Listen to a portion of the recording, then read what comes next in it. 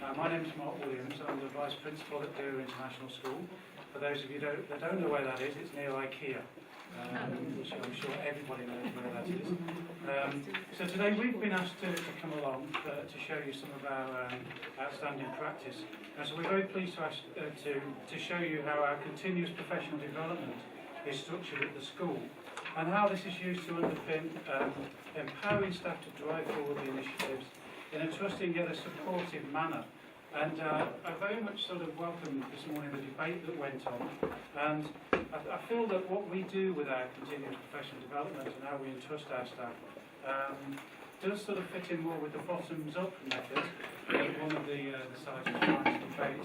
So hopefully that's something that you in your schools will also look to be doing. Now I've got two people here who are going to assist me with this mammoth task we've got this afternoon.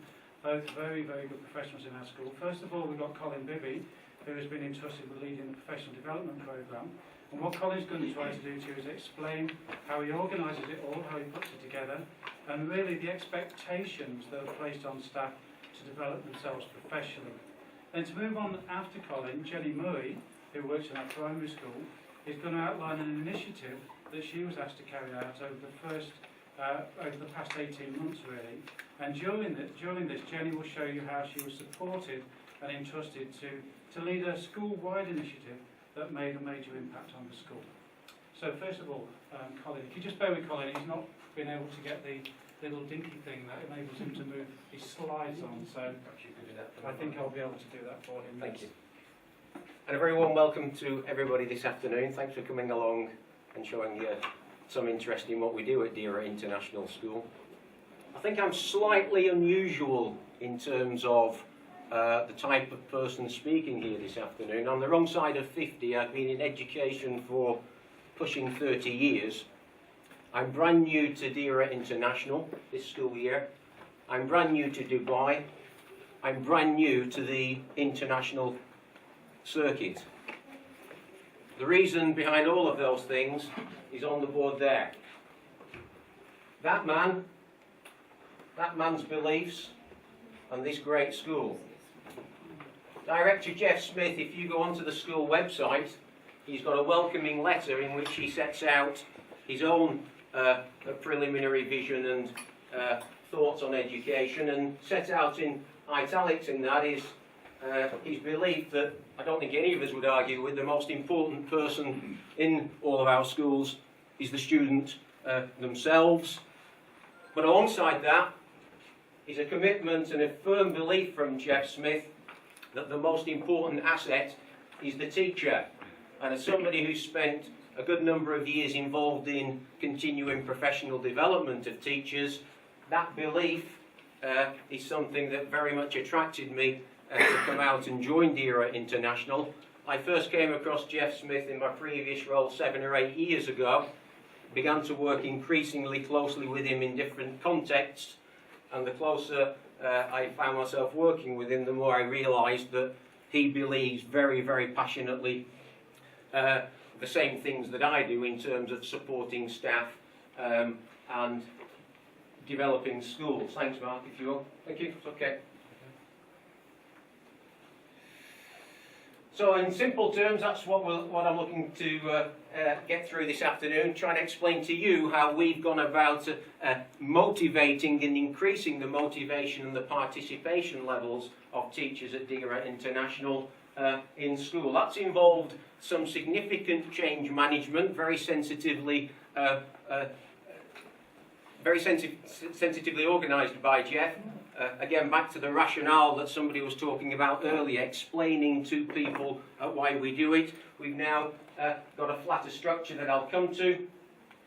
Looking at what we consider to be CPD as far as activities is concerned, and looking particularly at our own bespoke way of monitoring and recording CPD activity that our teachers are involved with. Thank you.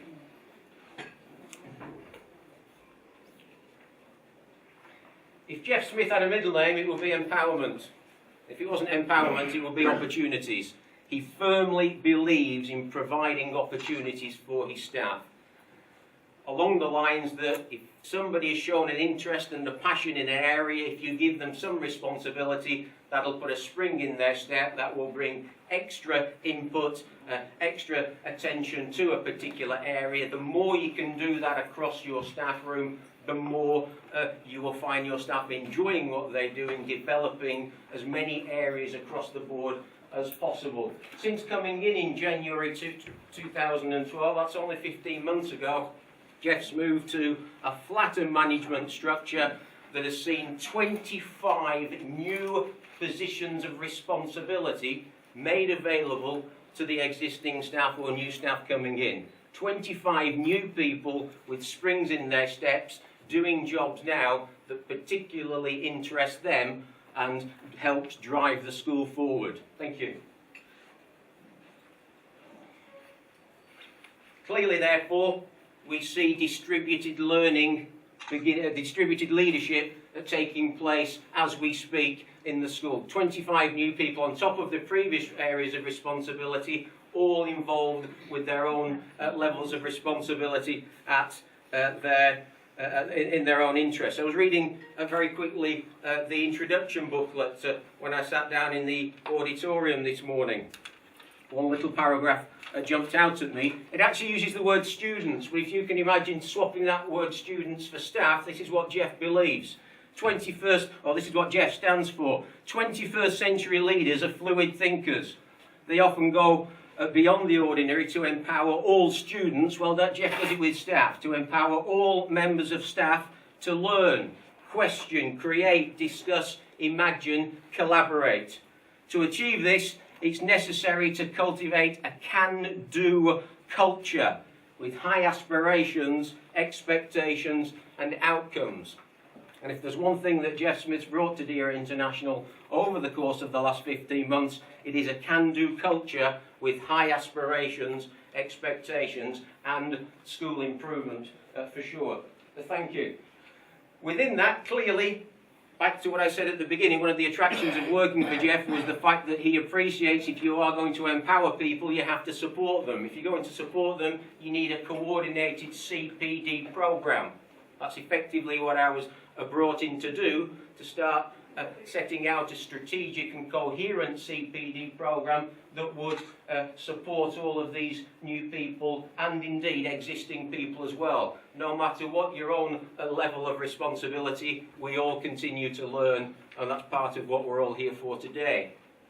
The school policy document sets things out nice and clearly. Again, picking up on what one of the speakers in the auditorium this morning said, my own particular favourite sentence in the whole policy document, not written by me, written by Jeff himself, will encourage all teachers to model the desired behaviour of the love of learning.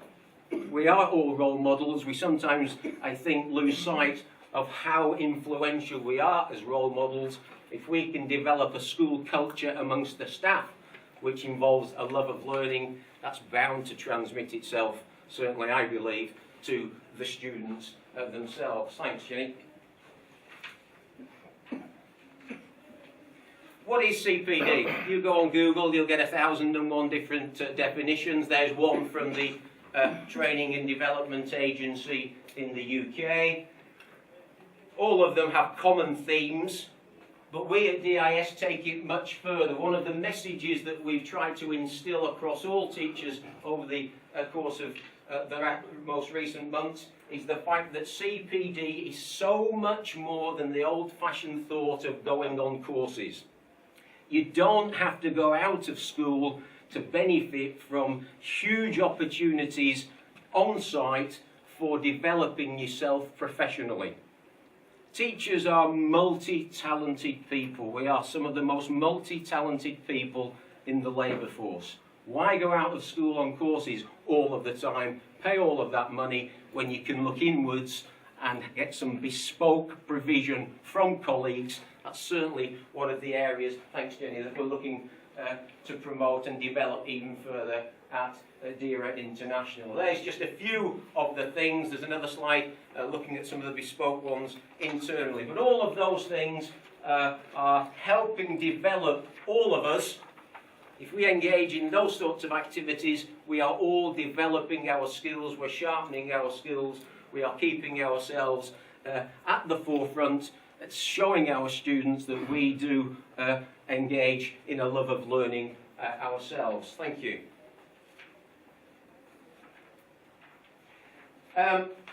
One of the things that has helped motivate most of all in our change towards let's engage in as many different things as well is the fact that we have a bespoke database, the Deira International School database, that logs all developmental activity undertaken by every member of staff. You might be sat there thinking that must take hours and hours. Actually, it's a very clever database written himself by the director. So again, a bespoke database. It amounts in many ways to you just need one administrative assistant, because a lot of it is relatively standard input of information into a database. And what we are able to do is to collate lesson observations, in-house training that people have been to, anything at all that is considered to be developmental, not whether you've just been out on a course or not, but whether you've engaged in team teaching, whether you've done some professional discussions with colleagues, anything. The key question is, has this developed you professionally in any way? If so, we'll log it as continuing professional development on your own particular log.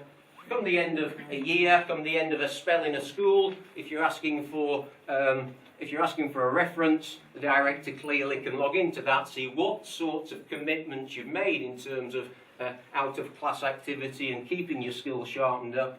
And as I say, one of the beauties is that people have been appreciative of the fact that things they've done for years and years is now being recognised and logged as professional development.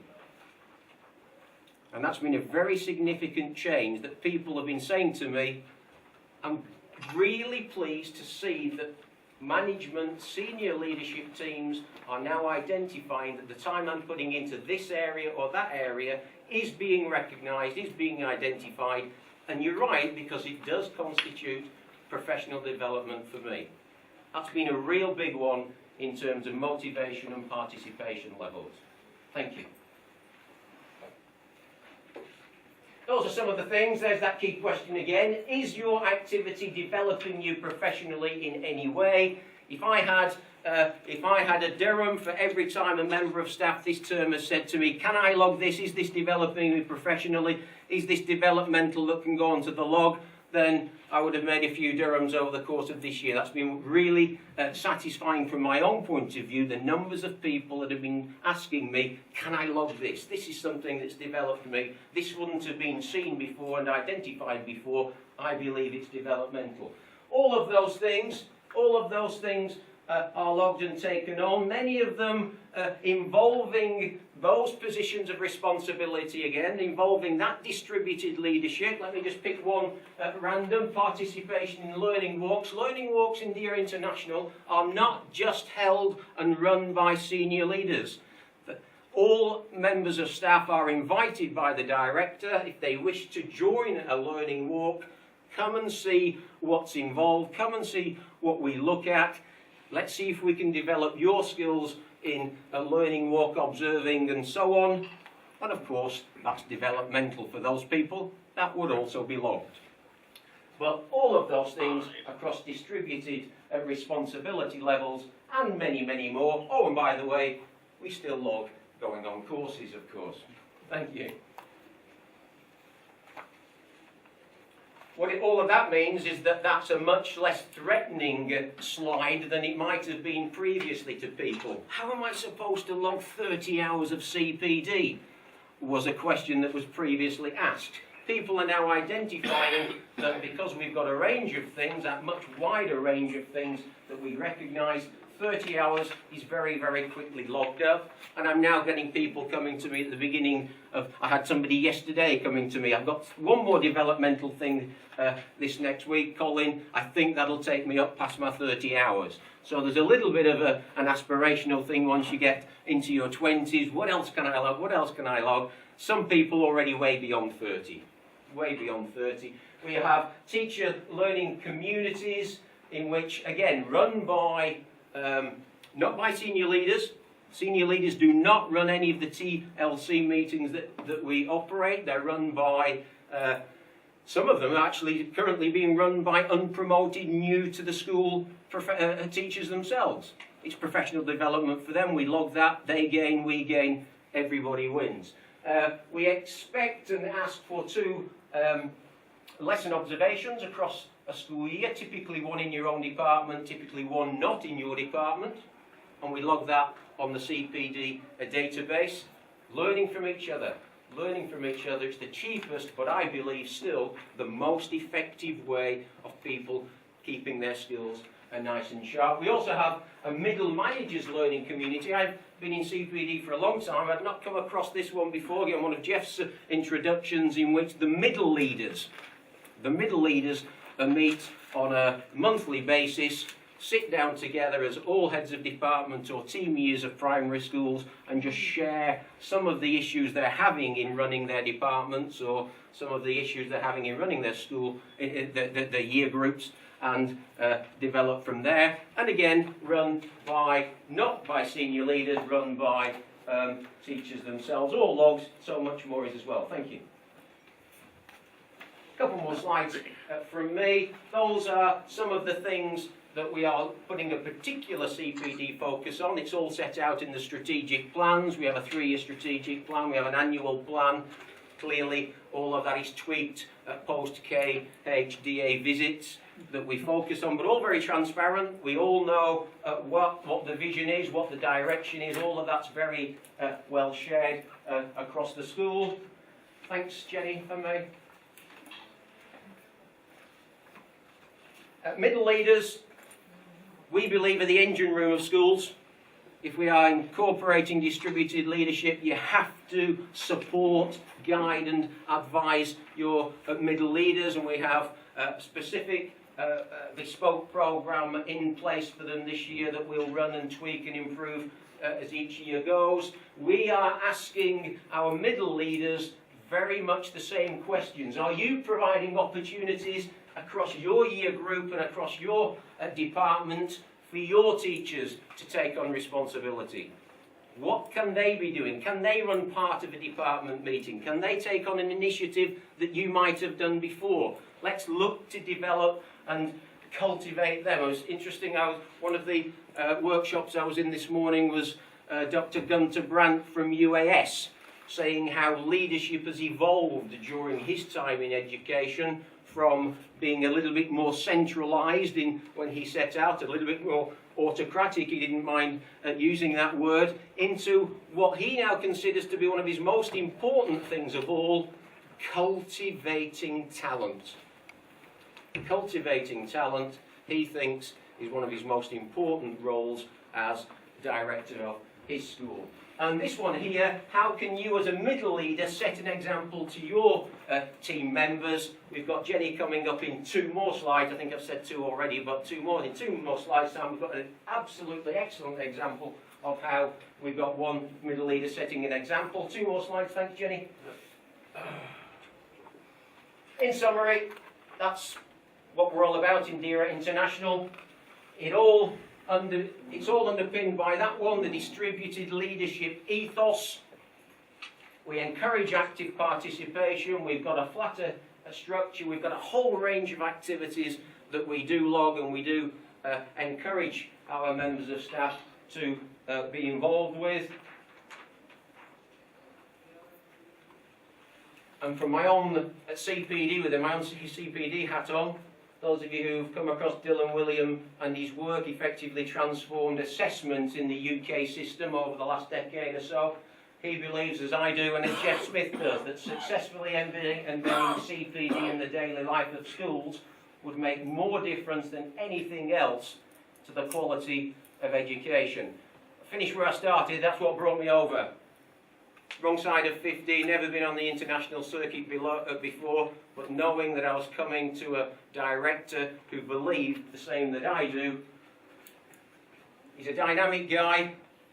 He's an empowering director. It's a great place to be at the moment. Deira International School. Come and visit us anytime you want if you want to learn more or find out more from us. Thanks for listening.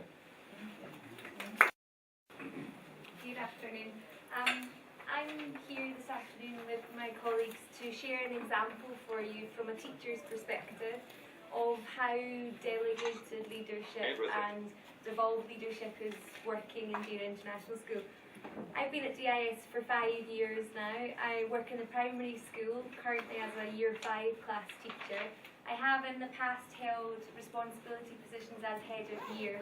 Currently I also run the primary community action programme and lead that across the whole primary school. So just to give you a bit of an overview of what I'm going to talk to you about today, I'll give you a brief context and background of the project that I have been running that's led me to be with you today. Just a little bit of context on the project's vision and aims and how it came about. But I'll focus mostly on the different phases of the project and how they can be linked quite clearly to this idea of delegating leadership and allowing people like me to follow a personal professional interest, develop themselves and also take on leadership roles. I'll finish with a little bit on successes and challenges, but they'll probably come up as we go through. So, to give you the background, the catalyst for my CARE project came from a DSIB inspection itself, where we were, as you all also will all have been, assessed on our students' civic, economic and environmental understanding. It's a tricky one to assess, but it's one that's really been interesting for me since I arrived in Dubai. This idea that as educators we're going to actively commit to informing our students at international schools about the local culture and everything that comes along with it. The inspection report stated that our students had a good understanding of the locality, and we made good links. But the inevitable professional conversations that came after that inspection led to lots of members of staff thinking we can do more, we need to commit more. Now, as I say, it's been a personal interest of mine, the local culture and linking learning to locality. So the CARE project came about when I took my ideas of formalising our commitment as a school to learning to locality. I took my ideas to our director and presented them to him in terms of, I've just got a real feeling that I want to push this forward. Now, the school vision for professional development, which Colin's gone through with you, has something that's really changed the attitudes of teachers in the school, to the point that many years back I probably would have kept that idea to myself and perhaps gone down the route of thinking we don't do enough of this, rather than we don't do enough of this and I can change that. I took my ideas, as I say, to Mr. Smith, and we talked quite candidly about how I saw things going. When I go through the sort of cycle of the different phases, you'll see what was involved in that. But basically, the quote at the bottom here just kind of embodies what I was feeling about our responsibility to our students and the changes that I wanted to make with the support of my colleagues and of the school leaders. The CARE acronym itself, Culture, Action, Respect, Environment, came when we moved away from focusing on what DSIB wanted us to do. I don't know if I can say that when I'm here, but we moved away from what they wanted us to do and more into what as a school we needed and what we believed our students needed. The project involved surveying students and staff and parents in terms of how they thought we were doing with linking learning to locality. We got some great responses back, and they supported our feeling as a staff that we could and we should be doing more.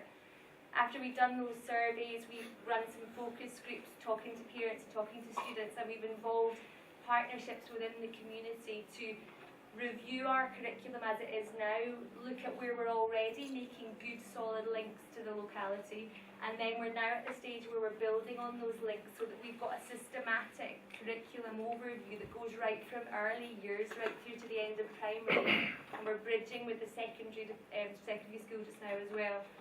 Just to make sure that every year that the children pass through in our school, they're being exposed to well-informed lessons about the local culture, well-informed lessons about local history. It's being embedded in what we're doing. It's not it's not a token gesture, national day, national week celebration of where we're teaching and learning, but it's embedded in what we do. So that was how we came up with CARE. The CARE became a lot more student-friendly and teacher-friendly than the CEEU, which had too many vowels and no one could remember it. The DIS and Zayed University partnership, I mention that here because faculty members and teacher candidates from Zayed University have been really important in the CARE project so far. We are, as a school, in a long-term partnership with Zayed University supporting teacher candidates, and the teacher candidates have been now feeding back into our CARE programme. So the surveys that we collected from staff indicated that while staff were 100% committed to teaching our students about the locality, we didn't feel completely prepared. So in terms of what Colin was mentioning about CPD, the next step was, well, what are we going to do about that? And the Emirati teacher candidates who we were working with were a very willing and a perfect resource for us. We worked on a CPD session for primary staff where we submitted anonymous questions and opened up a really interesting discussion forum where some of the what do we do about X, Y and Z was raised with the Emirati student teachers, and they were able to feed back a little bit into the school and support us in our learning.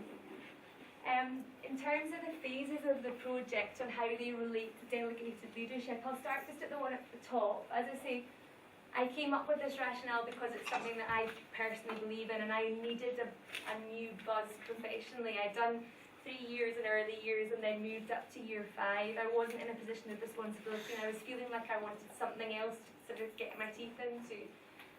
I took the rationale, as I say, to our director, who bounced it back to me in a way that I think really embodies the whole idea of delegated leadership. He said, okay, you've got this vision, but you need to show me what your plan is. Now, I've been involved in supporting other people in a team to action plan, but at that point I'd never done an action plan completely by myself. So off I went and researched how to do it, but then had to check back and go back in terms of gaining coaching and mentoring in terms of the action planning. Now, I was asked at that stage to prove how my vision of the CARE project fits into our big picture as a school. So it took me through professional development of really looking at the strategic planning of the school and seeing where the vision of the school was going. Now, as a classroom teacher, not as a senior leader, that was a new opportunity for me. Again, something that has definitely professionally developed me. I was given support by the director and also by the school principals to develop a working party. So I presented my ideas at a primary staff meeting, and it turned out that there was a lot of other teachers feeling the same way as I was, who had the motivation to get involved, and so we got the working party together. Our action plan then fed into the whole school action plan and strategic planning, and we began to see ourselves as a working party, as a valued participation. We were making value participation into the whole school moving forward in our strategic plan. With that involvement in the whole school action planning came inevitably ownership of the CARE project for me and my working party, but also accountability, which is obviously a massively important part of leadership, and it's been a steep learning curve for me. At the same time as me being able to encourage the staff members who I'd been leading, I was fully expected to justify what I was doing and report back in forums that otherwise probably wouldn't have been accessible to me. So I was going to senior leadership meetings and presenting to them. It was me who was organising parent focus groups, me reporting to parent representative council groups, and that sort of really gave me the sense of ownership and accountability for the project. As it's gone on, the culture of collegiate discussion, what I sort of mean by that is that there's been a real change in the ethos of the school, which I think has been really supported by this idea of delegated leadership. There's lots of conversations going on now. The norm is that you're expected, as Colin said, to push yourself professionally, to develop yourself professionally. And the more projects that are going on like mine, the more colleagues are discussing them and saying, you know, I've got this idea, I know you had that idea, you took it to management, they went with it, they supported you, how did you do it? And lots of these informal conversations are happening. And mine is certainly not the only middle leader project that's going on. There's a lot going on across the school, and as I say, the culture's changed now so that it's not only expected, it's acknowledged and it's encouraged. Just to sort of finish up, I don't have a great deal more. This is just a sort of overview of the working party that I worked with. There was 12 teachers, and the lady beside me at the top there, Dr. Lauren Stevenson from Zayed University, has worked very closely with me and with the working party on the project as we've mapped what we're already doing and now building on that mapping to enhance our curriculum links. My role as leading that working party has come inevitably with some challenges and some successes. The biggest challenge that I've learned from is negotiating change management. Not everybody wanted to be involved, which is fine. The people who were involved with me, who come to my working party meetings, are the people who I don't have to get on site. The others, with the change management, a little bit harder, but I'm fully supported by my senior leaders to do that. So while I'm leading people in my working party, I'm being led at the same time. Initially, the confidence that it was something that I could do, that I could drive forward a plan that's going to impact across the primary school and link into secondary. I didn't have the confidence initially, but as I say, I've been mentored and coached the whole way through the programme, and I'm still being, which is helping me. The time resource is never an easy one. None of us have enough time to do all of these things that we want to do, so that's been a challenge. In terms of successes, it's led to professional reflection, not only for our working party members, but for staff across the school. Just one anecdote, one colleague who wasn't interested in being in the working party, wasn't really interested in the programme, I still feel like we've made a difference to her when she said to me, don't panic, I've changed the numeracy tests, so we're not testing them in British pounds anymore, we're testing them in dirhams. To me, that's a small victory, but it's an important victory because she doesn't feel like she's buying into the linking to locality, but she is. You know, we're making small changes. The success of the whole school leadership, we're linking, as I say, across the secondary school, trying to build our programmes together. And we've got lots of parents and partners involved in the community. When I presented to the parent rep body initially, one of the local ladies said to me, rightfully so, what does a Scottish girl think she can teach the students about Emirati culture? And I put my hands up and say I don't suggest I've got the knowledge. The reason why I pushed this programme forward is because I didn't feel I had the knowledge. But what I do have now and what our school has developed is really strong links with Emirati families who feel that they are valued, and not just at National Day. They can come in and they can feed into what we're doing all the time, and we value their contributions because they're our strongest resource. From a very personal point of view, the project has pushed me sort of further with my professional development, and I've enrolled in a Masters of Education now, which I've started building on the project itself. The GCES, I took an initial write-up of the project and how it's impacted student learning to the Gulf Comparative Education Symposium in Oman last month, which was a massive challenge but a really good opportunity for me. It's obviously helped to bank my professional development hours on our database. I've ticked lots of boxes in that part, and I've got an enormous amount of personal satisfaction from it. I would say that the delegated leadership that's now really strongly in existence at Deira International School models really what we try as teachers to do in our classrooms. It recognises that we're all a little bit different, it recognises that we've all got different strengths, it challenges us, it pushes us, but it also supports us while we're doing it. So it's had a positive impact. Colin or to Jenny, just don't ask me any questions, please. I devolve my leadership. So are there any questions here for either of these two people? How did you manage by teaching a classroom and following up with the project? A very supportive working party. I have to say that when it was my turn to devolve leadership, I found that really hard because it was my sort of initial vision. So when I got the working party initially, I thought this is great, everyone's on the same page as me. But then I realised you've got to give them stuff to do now. And I was initially quite I suppose, controlling, protective, I don't know, over what we were doing, but the colleagues that have come forward for the working party are very proactive, and there's a good spread across the whole primary school, specialists and classroom teachers, and they've been very good at, when I sort of relaxed enough to delegate, they've been very good at following up things independently, and they're spreading out now into the heads of year. So the heads of year are taking on more to develop the existing links. So we sort of identified the existing links, and now it's over more to the heads of year and their teams to further develop them. So it's a juggle, and it is time consuming, but I think when you can see what's happening, the motivations sort of helping us to make the time for it. Yeah, we found by using working parties, we actually devolve again, because I'm doing one with assessment in the secondary school. At the beginning of the year, I said, well, I'm building a database, can anybody help me? 14 people I got coming along, which, you know, I didn't expect that at all, and across the range of subjects, not just science and maths teachers. So actually going on that journey with a lot of people, you are able to then become quite skilled in not passing the work on, but passing some of the responsibility on, and actually letting it come from the bottom up a little bit more. So, If I understand, the distributed leadership has been very successful in the school. Is that correct?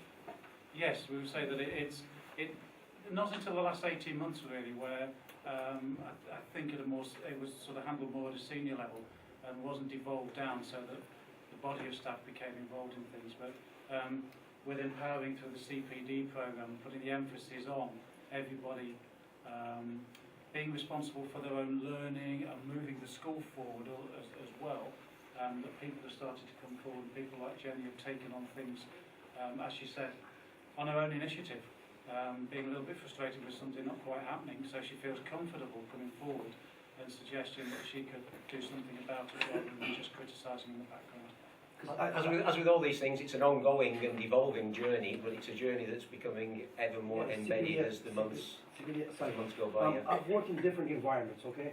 I'm working in Dubai right now where I tried promoting this distributed leadership and, you know, empowering, getting people involved.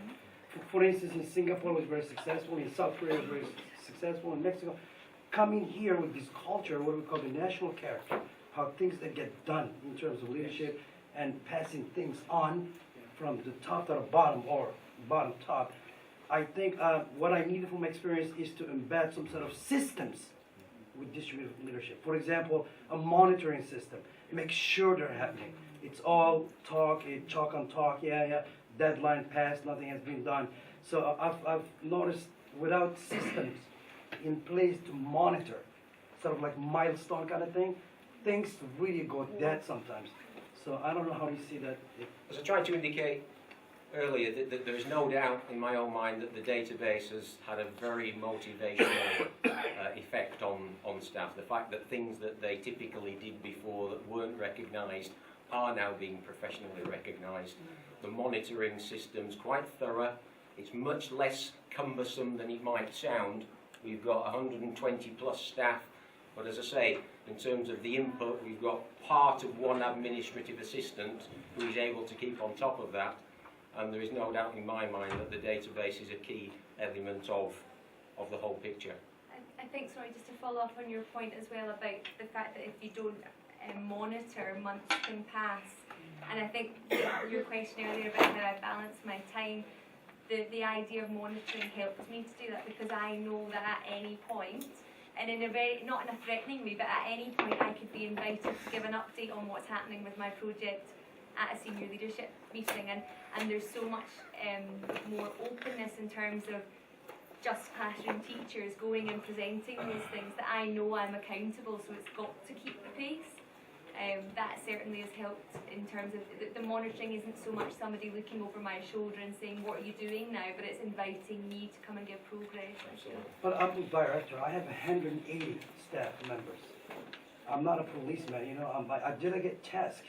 I got, you know, middle leadership, senior leadership. I'm a strategic planner. I set up a long-term 6 months. I'll do this, phase A, phase B, phase C, budgeting.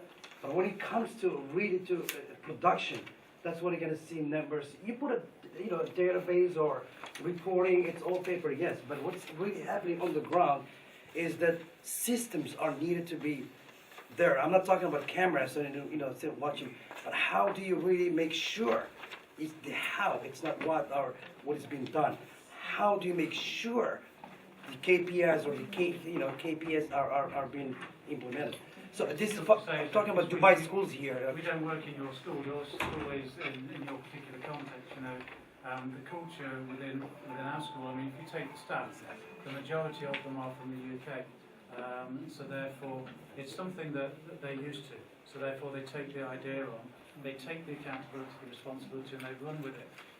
The job of the senior management team then becomes not one of doing the job themselves, but actually having the conversations and you being trusting the members of staff that they devolve down to, and then, as you said, monitoring and evaluating that, and making sure that there's regular conversations going on.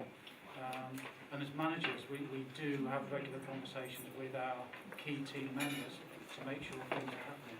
But yes, you're right, and not everything works perfectly. We're not saying that, but we're saying that what we're doing is trying to create a culture whereby we've got members of staff who feel very comfortable coming forward from every level, not just middle management now, but every level, and moving things forward. Thank you. You just hit the nail because you said that the majority of your staff are not from here, so that's this is the challenge. So I had all my staff in Singapore from. Obviously, there is a culture of self-motivated stuff within the school, and it comes down from the top, and you just feel good about doing what they're doing. What happens when the minimum number of hours is not met? What do you do? Well, it's my first year in, so to be honest, I can't answer that question for you. I don't know until I get to the end of the year quite what we do. You don't have any idea? Here. Well, I think the sensible thing, of course, is to look at the individuals to see whether or not they've not sent things through. Have they been engaging without necessarily being logged? If it meant a sensible professional discussion, we have a sensible professional discussion. All of what we do in Deira International is on a supportive to staff basis. It's all on a supportive to staff basis. My question is... Can we just say thank you? I think we're going to have to stop now because we're in the next session. If you have got any individual questions, please come forward and ask. Thank you very much. Thank you very much.